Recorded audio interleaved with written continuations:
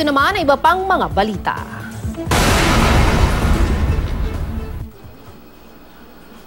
Niloko lang niya ako, kinawardan lang niya ako. Lahat na, niloko na ako. Kung hindi ko pa nakilala dito sa NBIC, sir, hindi ko pa malalaman yung totoo. Nag-uumapaw sa sama ng loob si Ginang Norma Mendoza nang aming makaharap. Ang kanyang inireklamo, isang nagpakilala raw sa kanya na Attorney Paula Defensor. Tinangay daw ng suspect, mahigit kalahating milyong pisong ibinayad niya rito. Nakilala raw niya ang suspect Hulyo ng isang taon na magtungo siya sa DOJ para klaruin ang resolusyong inilabas laban sa kanya para sa kasong illegal recruitment.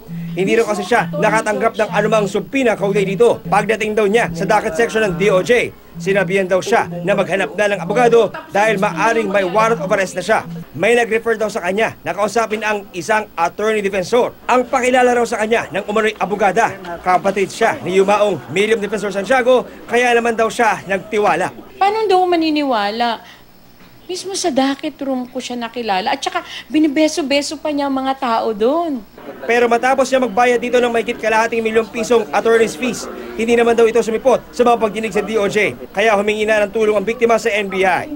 Dito na niya na-discovering peking abogado ang kanyang nakatransaksyon at hindi nga Paula Defensor ang pangalan nito.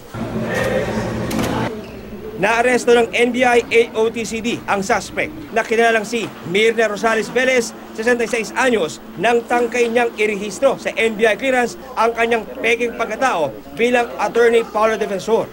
Tumagi na magbigay ng pahayag ang suspect na meron pa ng patong-patong na kaso at warrant sa Bulacan at Quezon City dahil sa estafa. Meron siyang illegal recruitment case, meron siyang estafa case. Meron siyang complaint ngayon dito sa NBI for swindling, estafa rin, bale.